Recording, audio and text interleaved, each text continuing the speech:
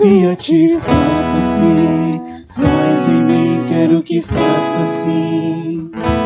Tua vontade, sim, faz em mim, quero que faça assim.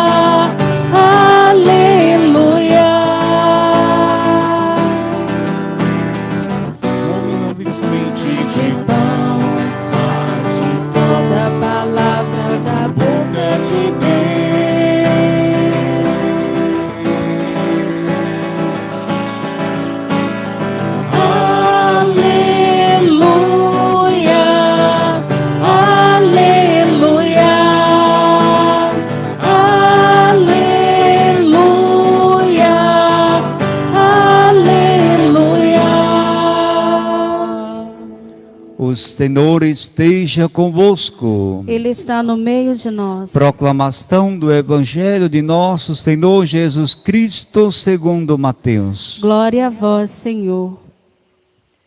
Mateus capítulo 14, de 22 a 36. Depois que a multidão comera até saciar-se, Jesus mandou que os discípulos entrassem na barca e seguissem à sua frente, para o outro lado do mar, enquanto ele despediria as multidões. Depois de despedi-las, Jesus subiu ao monte para orar a sós. A noite chegou e Jesus continuava ali sozinho. A barca, porém, já longe da terra, era agitada pelas ondas, pois o vento era contrário. Pelas 3 horas da manhã, Jesus veio até os discípulos andando sobre o mar. Quando os discípulos o avistaram andando sobre o mar, ficaram apavorados e disseram: "É um fantasma!" E gritaram de medo. Jesus, porém, logo lhes disse: "Coragem, sou eu, não tenhais medo." Então Pedro lhe disse: "Senhor, se és tu, manda-me ir ao teu encontro caminhando sobre a água." E Jesus respondeu: "Vem." Pedro desceu da barca e começou a andar sobre a água, em direção a Jesus. Mas quando sentiu o vento, ficou com medo e começou a afundar e gritou: "Senhor, salva-me." Jesus logo estendeu a mão, segurou Pedro e lhe disse: "Homem fraco na fé, por que duvidastes?"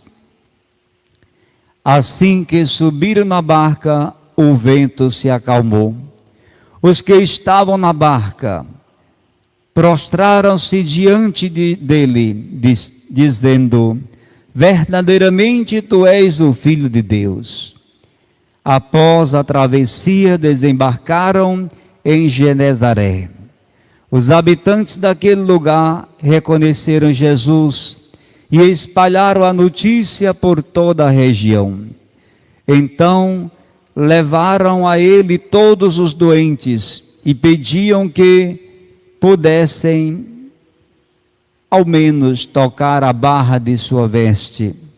E todos que tocavam ficavam curados. Palavra da salvação. Glória a vós, Senhor. Palavra de salvação, somente o céu tem pra dar. Por isso meu coração se abre para escutar. Olha, queridos, povo amado, que nos acompanha através do Facebook, através do Instagram, aliás, através do YouTube. Povo que estava saudoso desta celebração, na primeira segunda-feira de cada mês, né?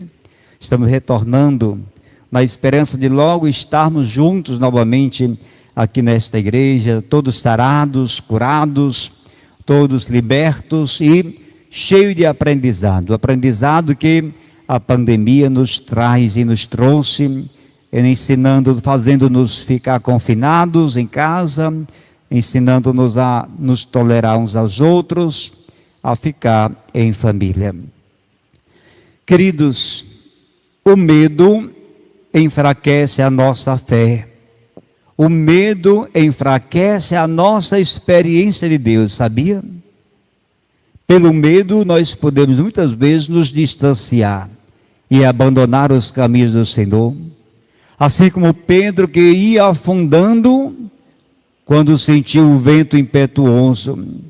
Às vezes nós sentimos noites traiçoeiras, passamos por noites traiçoeiras, sentimos ventos impetuosos que vêm ao contrário, e isso às vezes nos deixa angustiados, assustados, e às vezes nós nos envolvemos com a situação de negatividade e podemos afundar.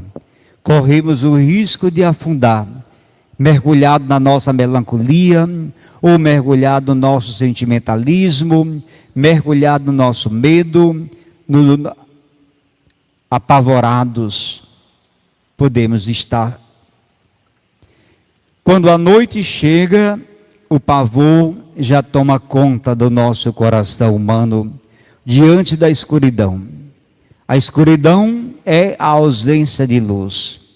Nós estamos no escuro quando nós estamos sem a luz de Deus, quando nós estamos sem deixar que Deus brilhe na nossa vida, ilumine a nossa escuridão, ilumine as nossas trevas.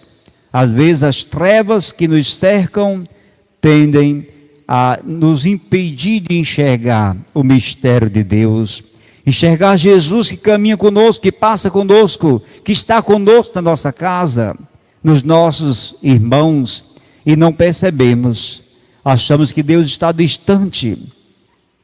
Pedro gritou, Pedro pediu socorro, Jesus salva-me. Ainda bem que ele gritou pedindo a pessoa certa, a Jesus. Muitas pessoas buscam em lugares diferentes, em lugares onde Deus não está muitas vezes.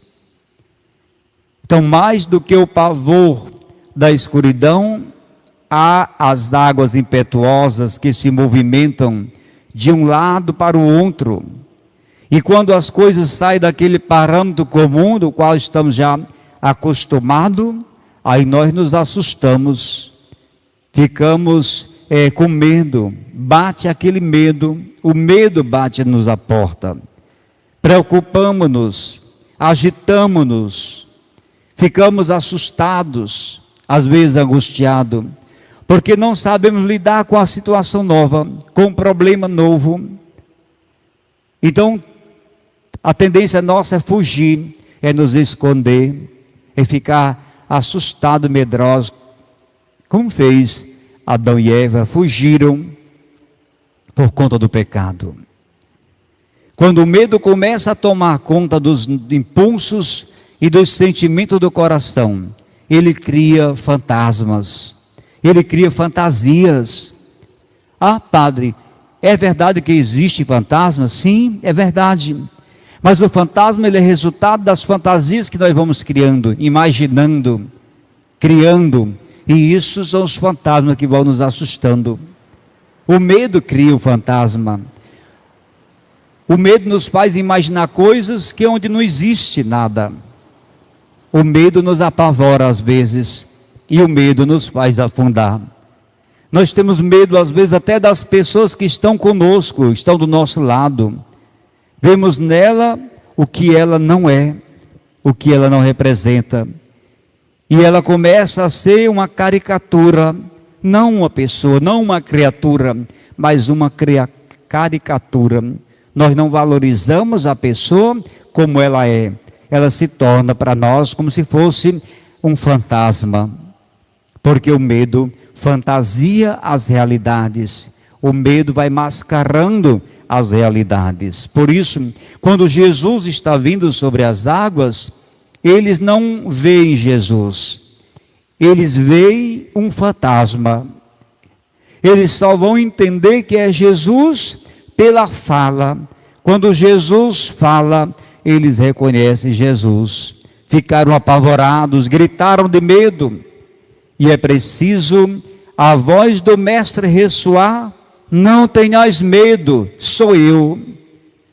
Diante da voz de Jesus, eles procuram se acalmar, vão se acalmando.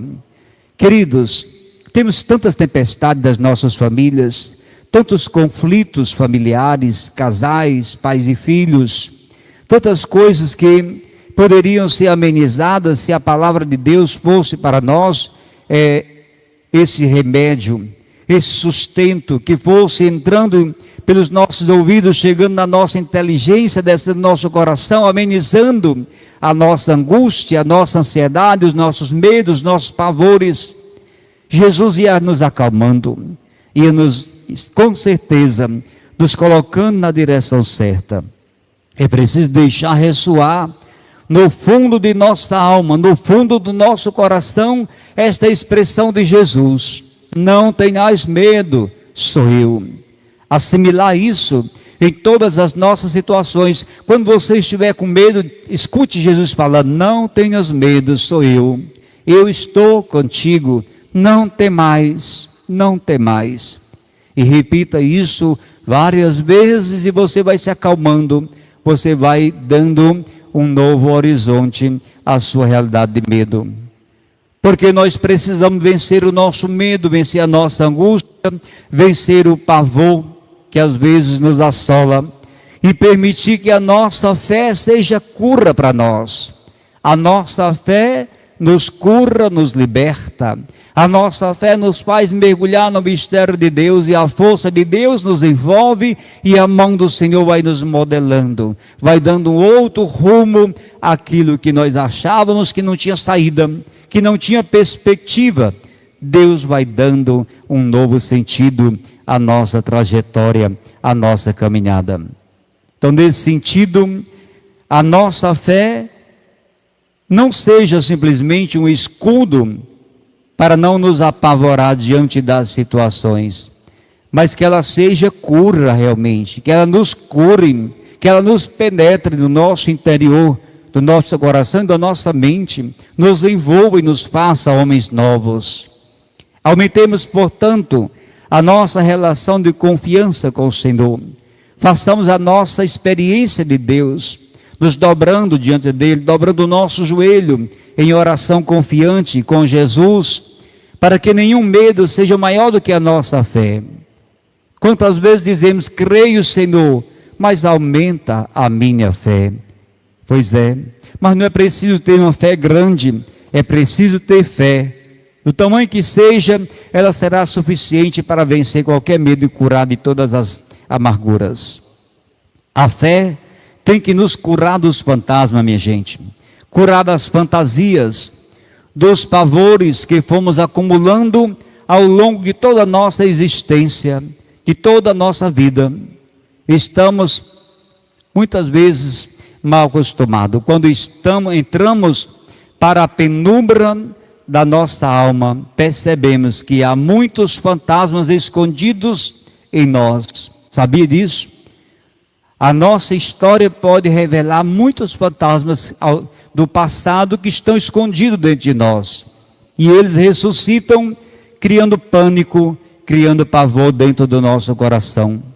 É necessário exorcizar todos os fantasmas do coração, tudo aquilo que sufoca o teu coração, todos os teus medos, todas as tuas fantasias, todas as tuas angústias, inclusive aqueles que vêm do nosso consciente, até por situações de infância que não resolvemos ao longo da vida, coisas mal resolvidas na nossa infância, desamor, Alguns problemas que vivemos hoje que são consequências do nosso passado, de uma gestação ou de uma infância mal vivida ou não bem amada.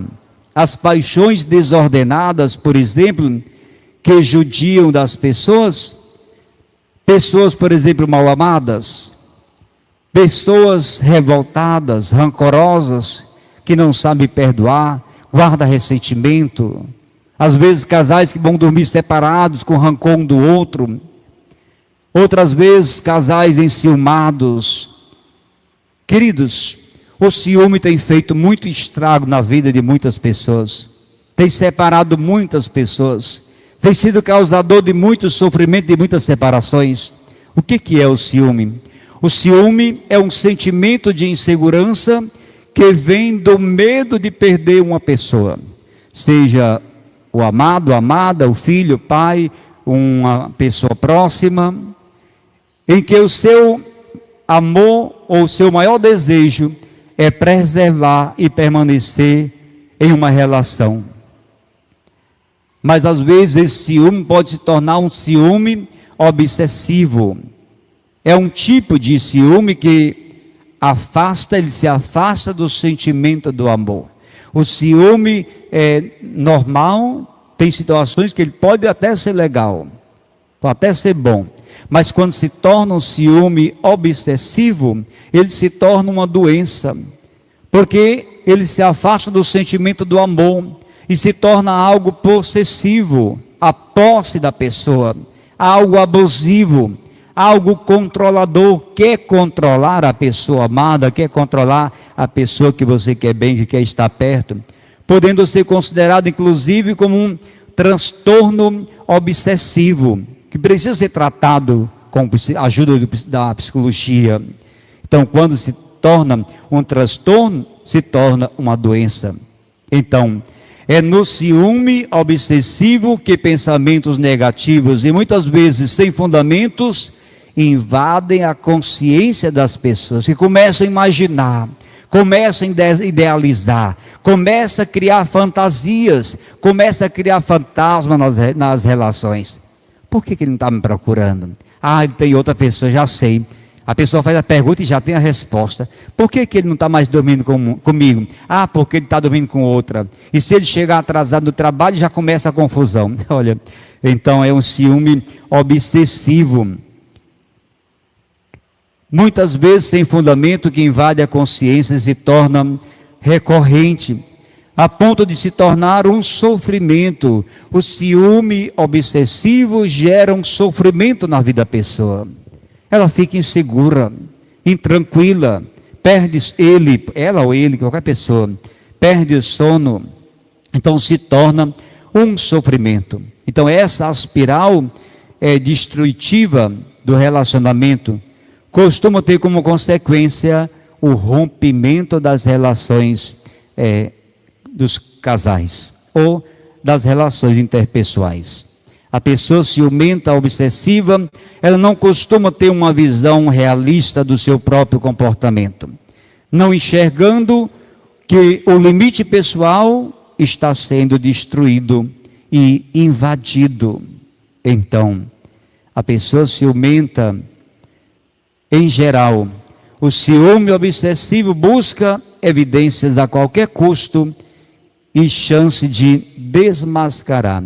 A pessoa está sempre procurando alguma coisa para desmascarar. Aí eu vou desmascarar ele, eu vou desmascarar ela, então começa a criar essa fantasia, esse fantasma, onde às vezes nem existe nada, não existe nada, ela vai criando isso. E não adianta dizer para ela que não existe, porque ela botou na cabeça que existe e fica difícil tirar da cabeça. Então é só com tratamento. Então, muitas vezes está só na imaginação, não dando ouvidos aos argumentos reais e provadores do contrário. Também, das paixões desordenadas, nós temos ainda corações endurecidos. O texto de Hebreus nos adverte 3 vezes: hoje, se ouvires a sua voz, não endureçais o vosso coração. Hebreus 3, 7, 15 e 4, 7.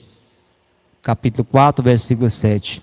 Ainda temos coração duro como das paixões desordenadas, coração errante, perverso, incrédulo, rebelde, coração desobediente, extraviado, perdido, desviado, corrompido. A causa da dureza do coração é o engano do pecado. O pecado engana a pessoa. E o pecado nos afasta de Deus, nos deixa amargurados e rancorosos. E quando nos afastamos de Deus, nós somos cada vez mais enganados pelo pecado. Também nós temos nas nossas famílias que geram sofrimento, como paixões desordenadas, o complexo de inferioridade. Pessoas que querem ser sempre o melhor em tudo. Já percebeu que existe pessoas que querem ser o melhor em tudo? Que às vezes fica se gabando-se na borsalidade, achando que é o tal, o gostosão, a gostosona, se acha o melhor em tudo. Complexo de inferioridade.